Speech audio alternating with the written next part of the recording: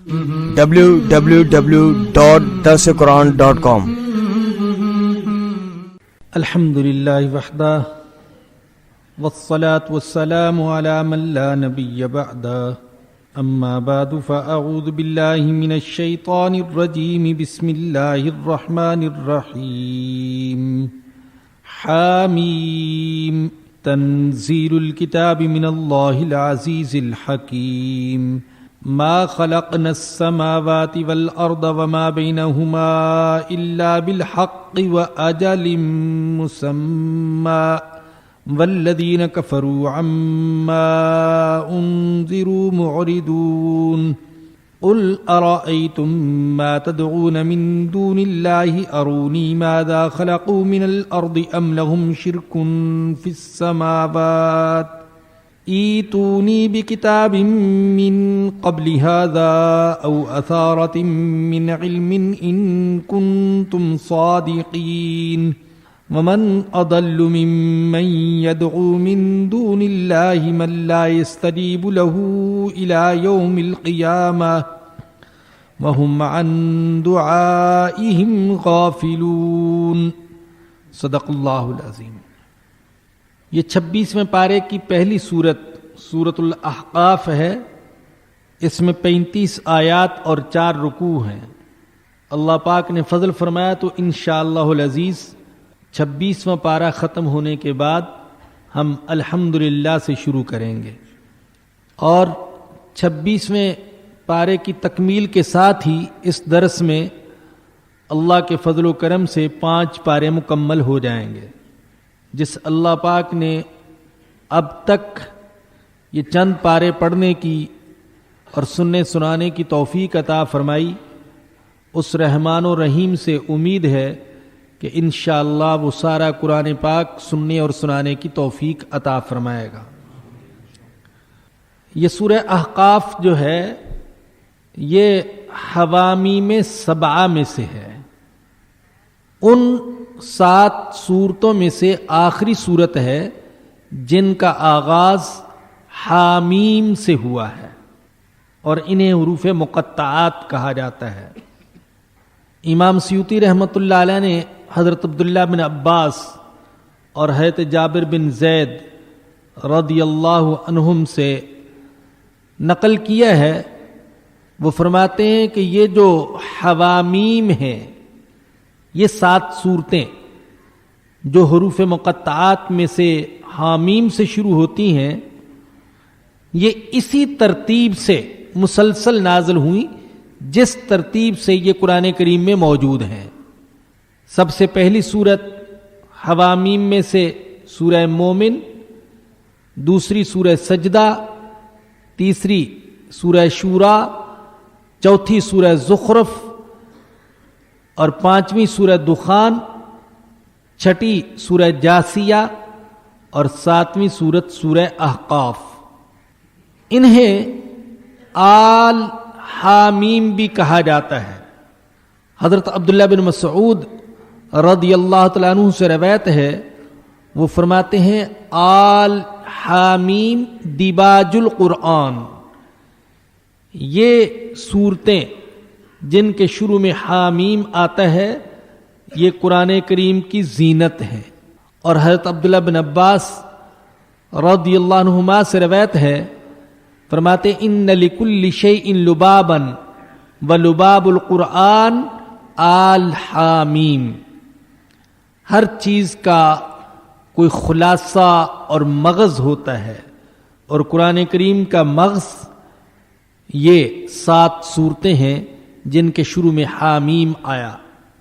ایک حدیث ہے، خود رسول اکرم صلی اللہ علیہ وسلم نے فرمایا لِكُلِّ شَيْءٍ ثَمَرَةٌ وَإِنَّ ثَمَرَةَ الْقُرْآنِ ذَوَاتُ حامیم، ہر چیز کا پھل ہوتا ہے، اور قرآن کا پھل یہ صورتیں ہیں جن کے آغاز میں حامیم آتا ہے۔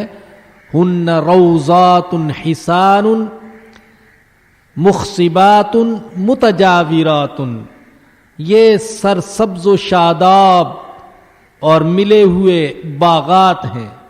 فمن احب ان یرتع فی ریاض الجنہ فَلْيَقْرَئِ الْحَوَامِيمَ، جو شخص یہ چاہتا ہے کہ وہ جنت کے باغوں میں چرے، اسے چاہیے کہ وہ حوامیم کو پڑھے۔ جیسا کہ آپ جانتے ہیں قرآن کریم کی کئی صورتیں ایسی ہیں جن کا آغاز اللہ نے حروف مقطعات سے فرمایا ہے، وہ حروف جنہیں الگ الگ کر کے پڑھا جاتا ہے۔ کاف، ہا، یا، عین، صاد یوں پڑھتے ہیں، الف لام میم یوں نہیں پڑھتے علم، بلکہ الگ الگ حرف، الف لام میم۔ یہ حروف مقطعات جو ہیں ان کے معنی کیا ہیں؟ سب سے محفوظ اور معتمد قول تو یہ ہے واللہ اعلم بمرادہا، اللہ ہی ان کے معنی اور مفہوم کو جانتا ہے۔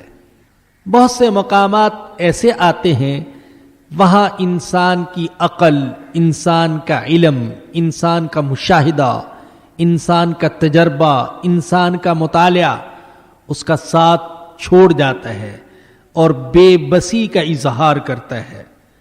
گویا کہ یہ حروف بھی ایسی ہی چیزیں ہیں کہ جہاں انسان کا علم جواب دے جاتا ہے، کچھ پتہ نہیں کیا معنی ہے ان کا، اللہ ہی ان کی مراد کو جانتا ہے۔ یوں بھی کہا گیا ویسے کہ عربوں کا یہ رواج تھا، بعض اوقات خطابت کے آغاز میں اس طرح کے الفاظ وہ بولا کرتے تھے۔ بعض نے کہا کہ ان حروف سے اللہ کی صفات اور اللہ کے اسماء کی طرف اشارہ ہے۔ مثلا حامیم، ہا سے اشارہ حلیم کی طرف اور میم سے اشارہ مالک کی طرف۔ یوں بھی کہا گیا کہ یہ اللہ اور اس کے رسول کے درمیان راز ہیں، اور ایک قول یہ بھی ہے، اور اس قول کی طرف میرا قلبی میلان زیادہ ہوتا ہے، وہ یہ کہ ان حروف کے ذریعے سے منکرین قرآن کو چیلنج کیا گیا ہے کہ اگر تم قرآن کی صداقت کے بارے میں شک کرتے ہو تو قرآن تو انہی حروف سے بنا ہے جو حروف تم دن رات بولتے ہو، الف لام میم، حامیم، صاد، قاف، نون، اور کاف، ہا، یا، عین، صاد، طا، سین، طا، سین، میم، الف لام را، الف لام میم را۔ قرآن انہی حروف سے تو بنا ہے۔ ایسا نہیں کہ اللہ نے قرآن کو بنانے کے لیے کوئی الگ حروف وضع کیے ہوں جو انسان نہیں بولتے، بلکہ انہی حروف سے قرآن بنایا جو جن حروف کے ذریعے سے قرآن کے مخاطب آپس میں بات چیت کرتے تھے۔ تو اگر تم قرآن کو انسانی کلام سمجھتے ہو تو پھر ان حروف کے ذریعے سے تم بھی ایسا کلام بنا کر دکھا دو، لیکن وہ قرآن کے اس چیلنج کو قبول نہ کر سکے۔ اور اس بات کا قرینہ کہ ان حروف کے ذریعے سے منکرین قرآن کو چیلنج کیا گیا ہے، اس پر قرینہ اور دلیل یہ کہ عام طور پر جہاں یہ حروف آئے ہیں تو وہاں اللہ نے ساتھ قرآن کا بھی ذکر کیا ہے۔ آپ پہلے پارے کو لے لیں، سورہ بقرہ کے آغاز میں فرمایا الف لام میم ذالک الکتاب لا ریب فیہ۔ سورہ آل عمران کے آغاز میں فرمایا الف لام میم اللہ لا الہ الا هو الحی القیوم نزل علیک الکتاب مصدقا لما بین یدیہ۔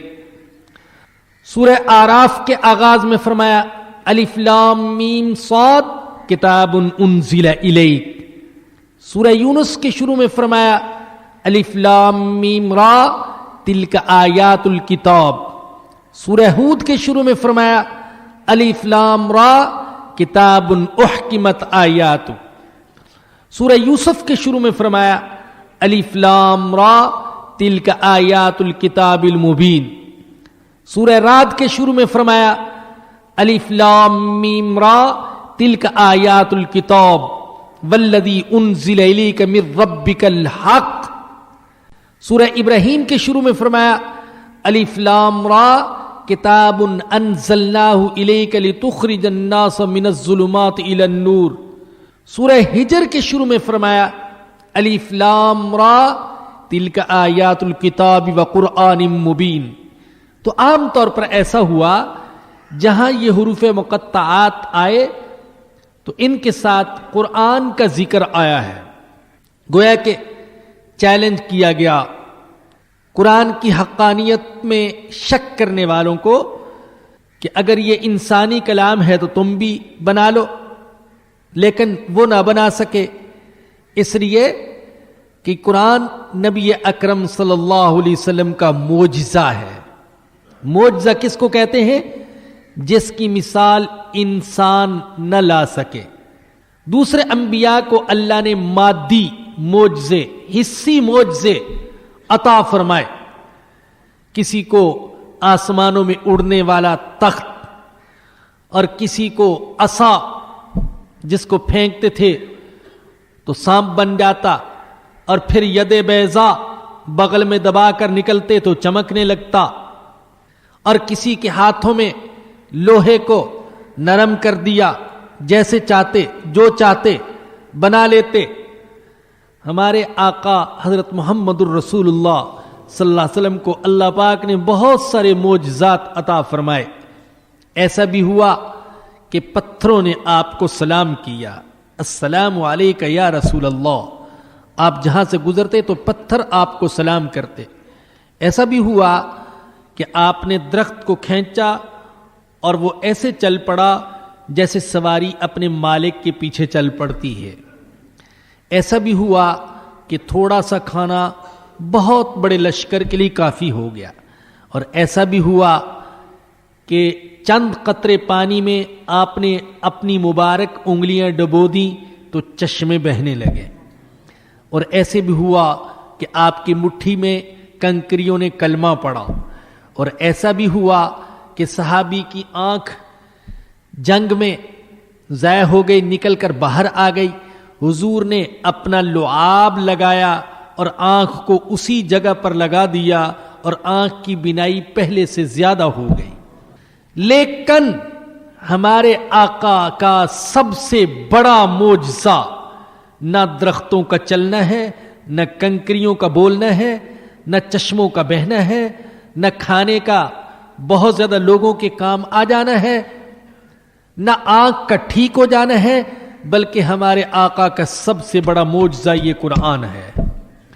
دوسرے انبیاء کی نبوتیں مخصوص قوم کے لیے تھیں، محدود وقت کے لیے تھیں. ان کے معجزے ان کے ساتھ ہی دنیا سے چلے گئے. ہم نے موسیٰ علیہ السلام کی لاٹھی کو نہیں دیکھا، ید بیضا کو نہیں دیکھا، عیسیٰ علیہ السلام کے ہاتھوں سے بیماروں کو شفا یاب ہوتے نہیں دیکھا، نابیناؤں کو بینا ہوتے نہیں دیکھا، معذوروں کو چلتے ہوئے نہیں دیکھا، اور کوڑیوں کے جسم کے خوبصورت ہوتے نہیں دیکھا، اور مردوں کو زندہ ہوتے ہوئے نہیں دیکھا. سلیمان علیہ السلام کے تخت کو نہیں دیکھا، داؤد علیہ السلام کے ہاتھوں میں لوہے کو نرم ہوتے نہیں دیکھا. لیکن الحمدللہ ہم نے اور ساری دنیا نے محمد الرسول اللہ کے معجزے کو دیکھا ہے.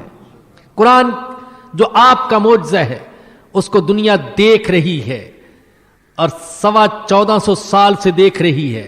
اور ہم الحمدللہ دعوے کی بنیاد پر کہہ سکتے ہیں کہ قیامت تک، بلکہ قیامت کے بعد بھی یہ دنیا قرآن کو دیکھتی رہے گی. یہ قرآن کا معجزہ زندہ رہے گا، باقی رہے گا، اس لیے کہ ہمارے نبی کی نبوت باقی ہے. جب تک آپ کی نبوت باقی، آپ کا معجزہ باقی. اور جان لیجئے کہ بہت سے لوگ یہ سمجھتے ہیں کہ قرآن الفاظ کے اعتبار سے، ادب کے اعتبار سے، فصاحت و بلاغت کے اعتبار سے معجزہ ہے. اس میں شک نہیں کہ قرآن اس اعتبار سے بھی معجزہ ہے. یہ ادب کا شاہپارہ ہے، یہ فصاحت و بلاغت کی معراج پر ہے، جہاں بڑے بڑے شعراء، ادبا، ارباب قلم، مصنفین، مؤلفین نہیں پہنچ سکتے. لیکن قرآن صرف اس اعتبار سے معجزہ نہیں ہے، قرآن حفاظت کے اعتبار سے بھی معجزہ ہے۔ اللہ نے جیسے اس کی حفاظت فرمائی ہے، کسی اور کتاب کی حفاظت نہیں ہو سکی۔ انا نحن نزلنا الذکر وانا لہ لحافظون، اللہ نے کہا میں حفاظت کروں گا، ہم حفاظت کریں گے۔ اور اللہ نے حفاظت فرمائی، اللہ نے ان سینوں کو ذریعہ بنا دیا قرآن کی حفاظت کا۔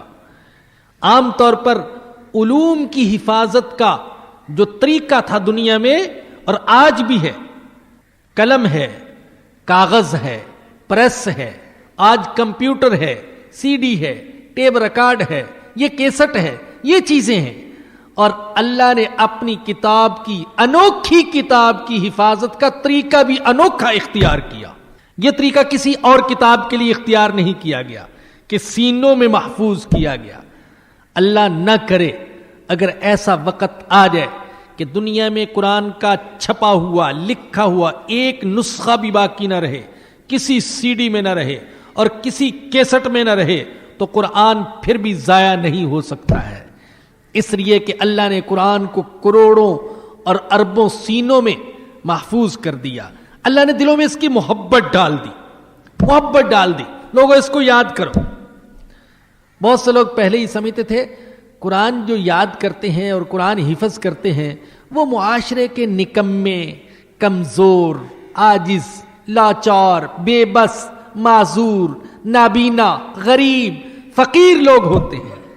لیکن الحمدللہ ہم نے شاہوں کی اولاد کو بھی قرآن حفظ کرتے ہوئے دیکھا ہے۔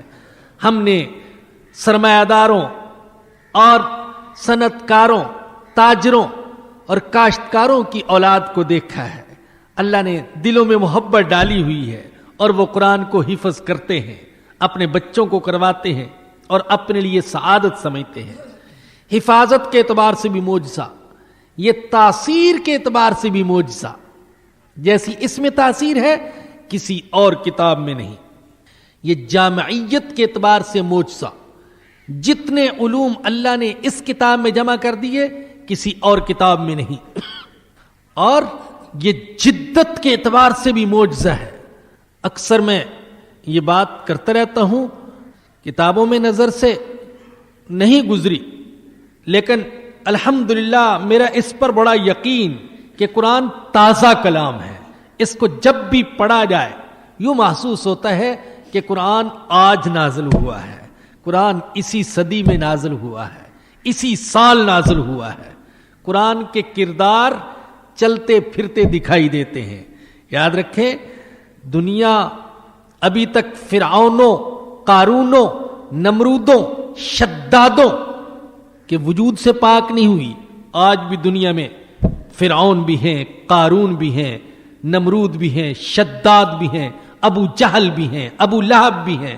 ان کے نام ہیں بدلے ہوئے لیکن کردار وہی ہیں جو پہلے تھے۔ بہت سی آیات ہیں، پڑھے تو یوں لگتا ہے کہ آج ہی نازل ہوئی، اور جب ہم قرآن کو سمجھ کر دنیا پر نظر ڈالتے ہیں تو معلوم ہوتا ہے کہ یہ تو ابھی ابھی آیات تازہ تازہ نازل ہوئی ہیں۔ تو جدت کے اعتبار سے معجزہ، اور دل و دماغ کو بدلنے والا کلام، زندگی کو بدلنے والا کلام، مزاج اور فطرت کو بدلنے والا کلام۔ میرے بزرگوں اور دوستوں اور قابل احترام خواتین، یہاں اور پوری دنیا میں سننے والے مرد اور عورتیں، ہمارے بھائی اور بہنیں، میں اپنے دل کی بات کہتا ہوں۔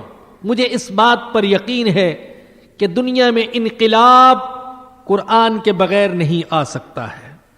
اگر ہم چاہتے ہیں، اور کیوں نہ چاہیں گے، ہماری ذمہ داری ہے، ہماری ذمہ داری ہے ہم دنیا میں ایمان کا نور پھیلائیں۔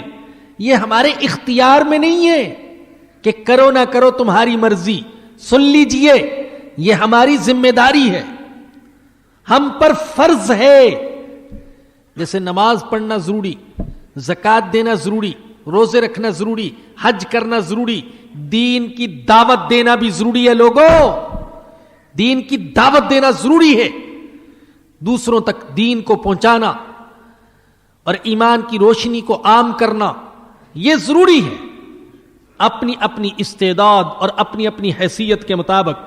تو اگر ہم چاہتے ہیں کہ دنیا میں ایمان کا نور پھیلے تو ہمیں اس قرآن کی آواز کو عام کرنا ہوگا.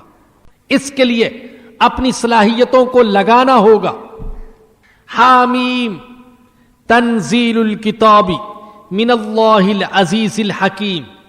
تنزیل الکتاب، اس کتاب کا اتارنا اللہ کی طرف سے ہے.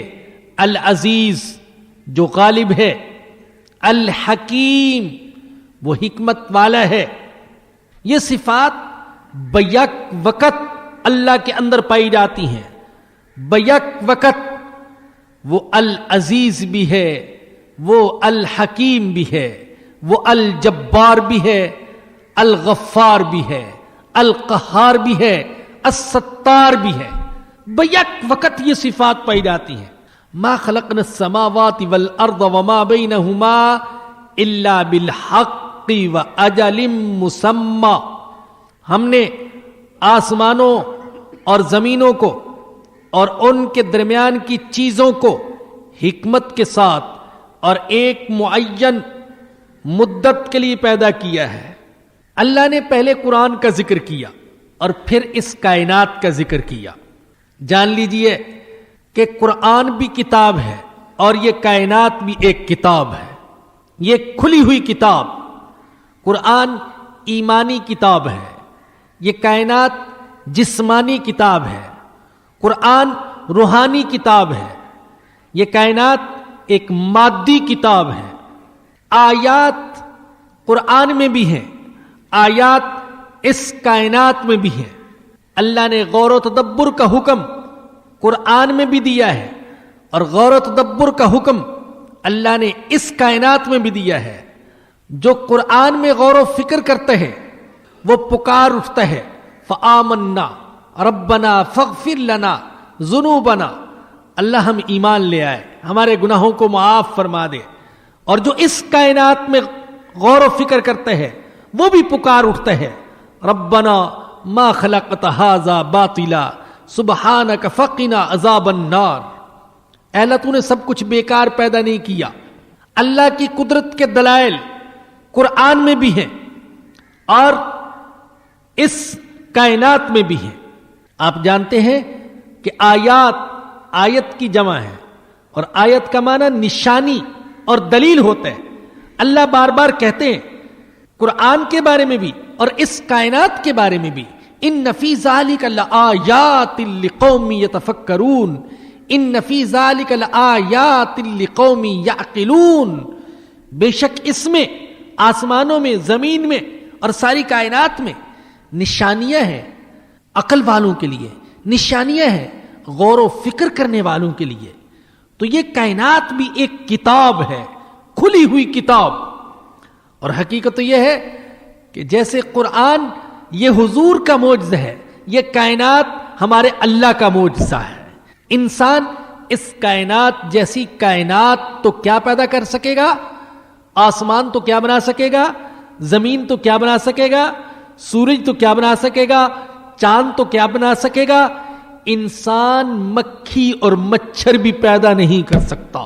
یا ایھا الناس ضرب مثل فاستمعوا له ان الذين تدعون من دون الله لن يخلقوا ذبابا ولو اجتمعوا له. اللہ اکبر. اے لوگو تمہارے لیے ایک مثال بیان کر رہا ہوں. اللہ کہہ رہا ہے تمہارے لیے ایک مثال بیان کر رہا ہوں، ذرا توجہ سے سنو. ان الذین تدعون من دون اللہ، جن کو تم اللہ کو چھوڑ کر پکارتے ہو. اور سن لیجئے، جب قرآن کہتا ہے نا کہ جن کو تم اللہ کے علاوہ پکارتے ہو، اس میں صرف مٹی، پتھر اور تانبے اور لوہے کے بت نہیں آتے، بلکہ اس میں سب کچھ آ جاتا ہے. وہ جن بھی آ جاتے ہیں جن کو انسان نے معبود سمجھا، وہ فرشتے بھی آ جاتے ہیں جن کو انسان نے معبود سمجھا، وہ انسان بھی آ جاتے ہیں جن کو انسان نے معبود سمجھا، چاہے وہ انسان انبیاء اور اولیاء ہی کیوں نہ ہوں. جن کو اللہ کے سوا پکارا اور ان کی عبادت کی وہ سب آ جاتے ہیں.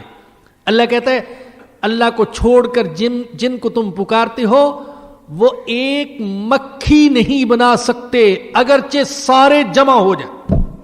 اللہ نے کہا ہے اور اللہ آج بھی کہہ رہا ہے. اس لیے قرآن تو زندہ کلام ہے. اللہ آج بھی کہہ رہا ہے. یہ نہیں کہ اللہ پتھر کے دور کے انسان کو چیلنج کر رہا ہے.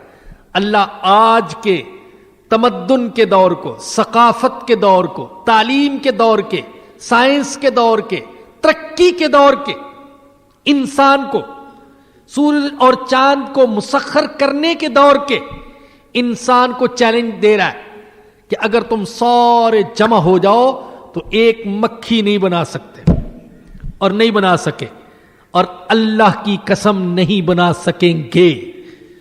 ہمارا اللہ کے کلام پر یقین. تو یہ کائنات اللہ کا معجزہ ہے.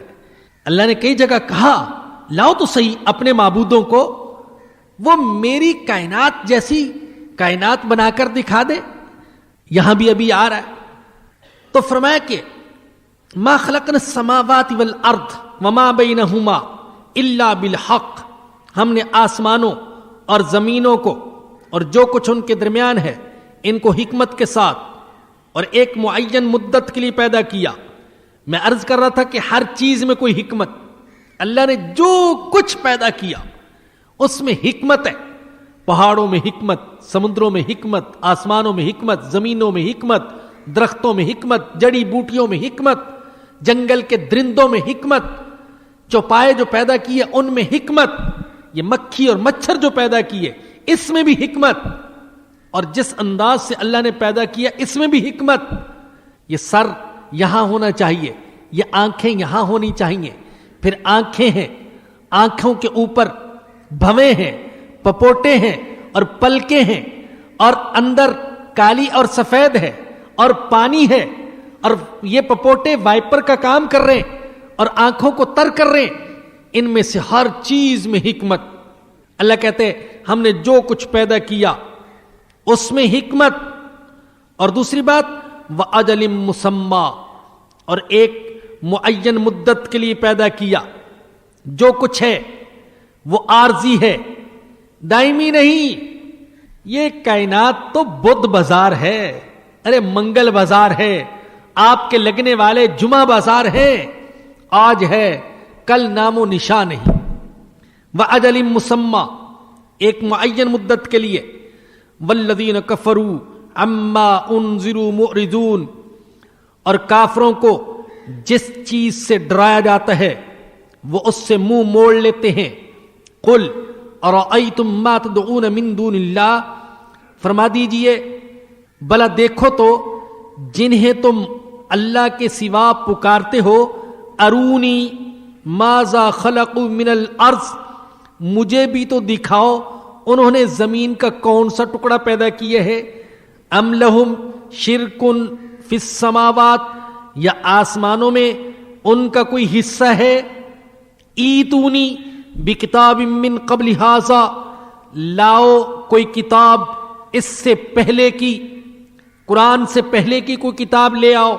او اثارۃ من علم، یا کوئی علمی دلیل جو نقل ہوتی آ رہی ہو. ان کنتم صادقین، اگر تم سچے ہو لاؤ کوئی دلیل جس سے پتہ چلے کہ تمہارے معبودوں نے زمین کی تخلیق میں یا آسمان کی تخلیق میں کوئی حصہ لیا ہے. ومن اضل ممن يدعو من دون اللہ، آپ کے سوالوں کے جواب میں، اور پھر میں نے ایمان کا اقرار کیا ہے. تو بہرحال فرمایا کہ اگر یہ دین بہتر ہوتا تو یہ لوگ اس کی طرف ہم سے سبقت کرنے نہ پاتے. عجیب، مالدار کہتے تھے، سرمایہ دار کہتے تھے اگر یہ دین خیر ہوتا، اس میں کوئی بھلائی ہوتی تو یہ غربا، یہ فقراء ہم سے پہلے ایمان قبول نہ کرتے. حضرت بلال، حضرت صہیب، حضرت خباب، حضرت خبیب، حضرت ابن مسعود، حضرت عمار، اور پھر غریب لونڈیاں حضرت نہدیہ، حضرت ام عبیس، حضرت زنیرہ. یہ غریب لونڈیاں کہتے اگر ایمان میں بھلائی ہوتی تو یہ غلام، یہ لونڈیاں، یہ نوکر، یہ مزدور، یہ فقیر، یہ غریب اور یہ کمی لوگ ہم سے پہلے ایمان قبول نہ کرتے۔ اللہ اکبر، یہ اللہ کی تقسیم ہے۔ عام طور پر ایسا ہوا ہے کہ انبیاء کی دعوت پر سب سے پہلے غریبوں نے لبیک کہا، عام طور پر ایسا رہا، اور اس پر اعتراض ہوتا تھا سرمایہ داروں کو، جیسے حضرت نوح علیہ السلام سے کہا انؤمن لک واتبعک الارذلون، تمہاری اتباع یہ گھٹیا لوگ، یہ غریب اور کمی لوگ کرتے ہیں، ان کی موجودگی میں ہم تم پر ایمان لے آئے؟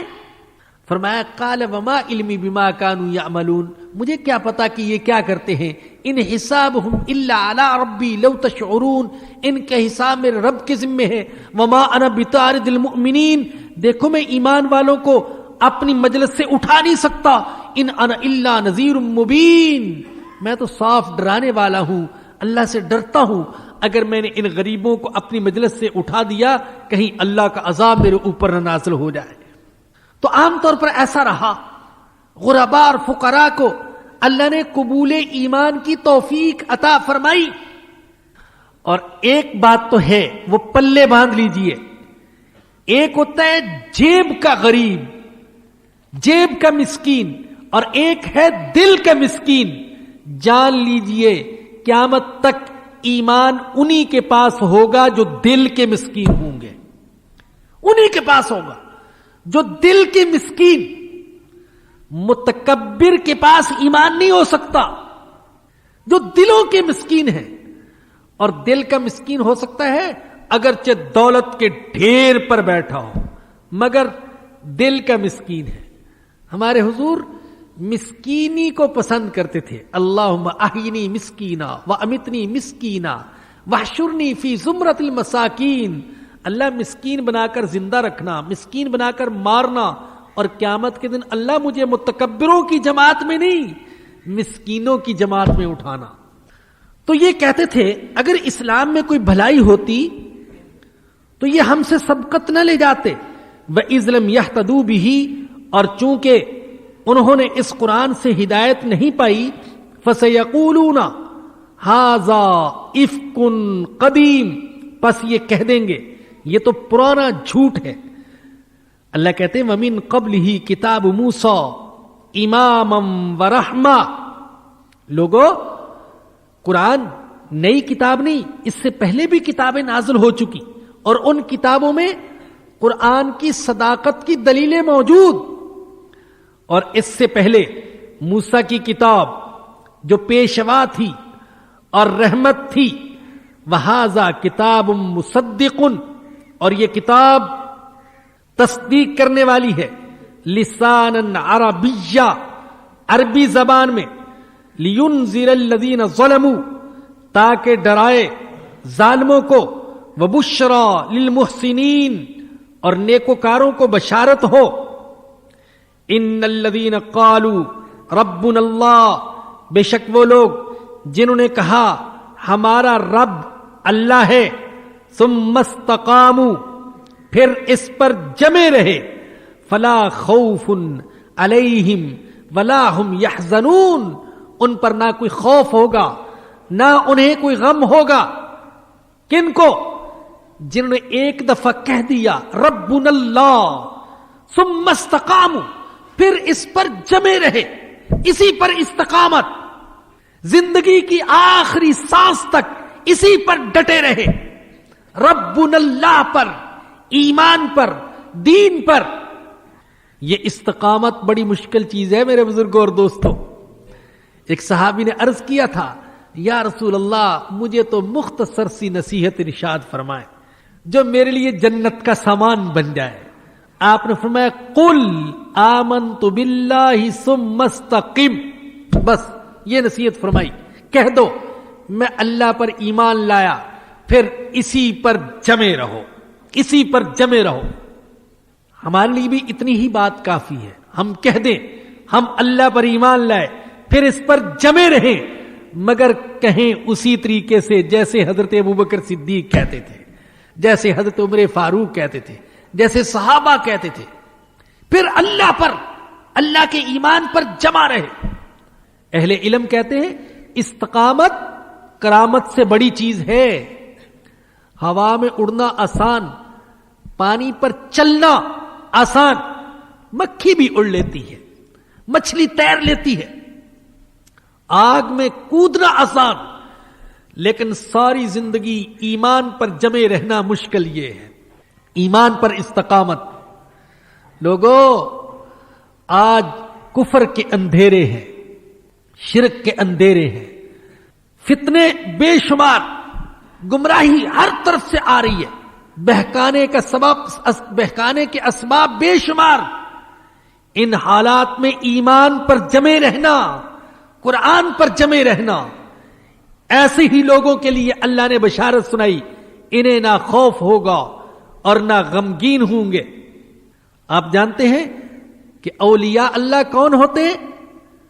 اللہ نے اولیاء اللہ کی تعریف فرمائی، الا ان اولیاء اللہ لا خوف علیہم ولا هم يحزنون الذین آمنوا وکانوا یتقون۔ جن کے اندر ایمان اور جن کے اندر تقوی، استقامت، ساری زندگی اسی پر جمے رہے، ہٹے نہیں۔ اللہ سے بھی دعا کیا کریں کہ اللہ ہمیں استقامت نصیب فرمائے۔ اور قرآن سننے کے لیے تشریف لاتے ہیں، میں اس آیت کی مناسبت سے عرض کروں گا، اس سننے پر بھی استقامت اختیار فرمائے، استقامت، جمے رہیں، پورا قرآن سن لے لوگوں، عہد کر لو، عزم کر لو۔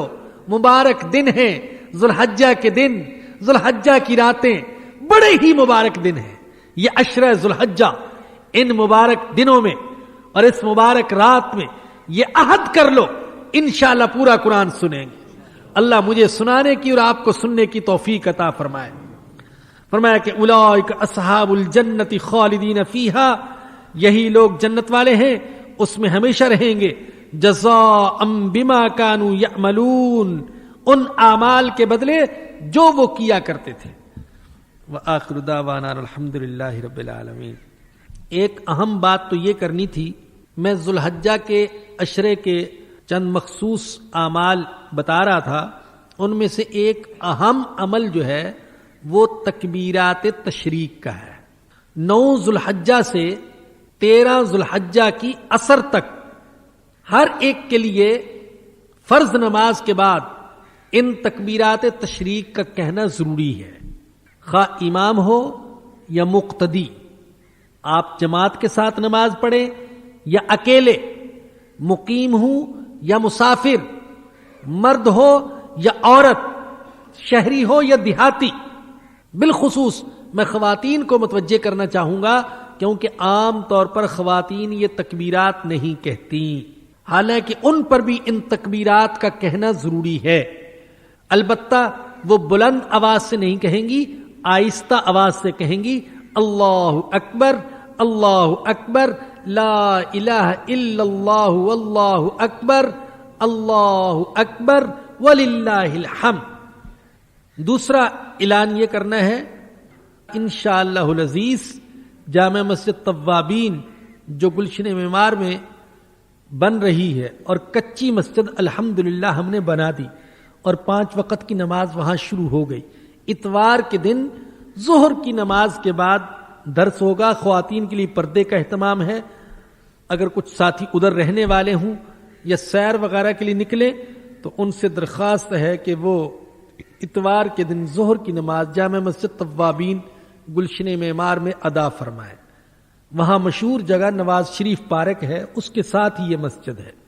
ہمارے منتظمین میں سے ایک فعال ساتھی وہ حج کے لیے گئے ہوئے ہیں، لیکن وہاں جا کر بھی وہ اس درس کے لیے فکر مند، ان کے فون آ رہے تھے، اور خاص طور پر مجھے انہوں نے یہ ایک فون پر اعلان سنایا اور یہ فرمایا کہ دوسروں کو ترغیب دینے کے لیے سنا دیا جائے۔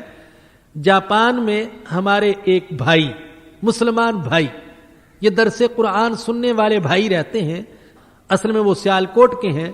انہوں نے یہ عزم کیا ہے کہ 3 جگہ پر، فیجی، جاپان اور سیالکوٹ، ان تینوں جگہ پر کیسٹوں اور سی ڈی کے ذریعے سے انشاءاللہ اس درس قرآن کو وہ عام کریں گے.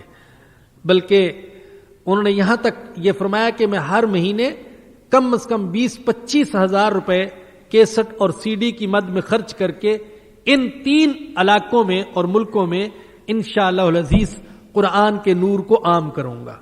اللہ پاک سب کو ایسے ہی توفیق عطا فرمائے. الحمدللہ رب العالمین والصلاة والسلام علی سید الانبیاء والمرسلین. ربنا ظلمنا انفسنا وان لم تغفر لنا وترحمنا لنکونن من الخاسرین. یا رب العالمین، یا ارحم الراحمین، یا ستار، یا غفار، یا تواب، یا عفو، اپنے فضل و کرم سے ہمارے صغیرہ کبیرہ گناہوں کو معاف فرما دے. اے اللہ، یہ عشرہ ذوالحجہ بڑا مبارک عشرہ ہے. اے اللہ، ہمیں اس کی برکتوں رحمتوں سے محروم نہ فرمانا. اللہ ہم سب کو اس عشرے کے خصوصی اعمال کرنے کی توفیق عطا فرما. اللہ ہم سب کو روزہ رکھنے کی توفیق عطا فرما، قربانی کی توفیق عطا فرما، تکبیرات کی توفیق عطا فرما. اللہ جو بیمار ہیں ان کو شفا نصیب فرما. اللہ بہت سے ساتھی دعاؤں کے لیے کہتے رہتے ہیں، لکھتے رہتے ہیں. اے اللہ حسن ظن کی بنا پر ہم سے کہتے ہیں، اے اللہ تو ان کی دعاؤں کو قبول فرما. اللہ تو سب کی جائز حاجات کو پورا فرما. اللہ بیماروں کو شفا نصیب فرما، تنگ دستوں کو خوشحالی عطا فرما. جن گھروں میں نا اتفاقی ہے اے اللہ محبت اور پیار کی فضا پیدا فرما. مرحومین کی مغفرت فرما، ان کے گناہوں کو معاف فرما، نیکیوں کو قبول فرما. یا اللہ پوری دنیا سے جو بھائی بہن ہم سے دعاؤں کے لیے درخواست کرتے رہتے ہیں، اللہ ان سب کی نیک تمناؤں اور جائز ضروریات کو پورا فرما.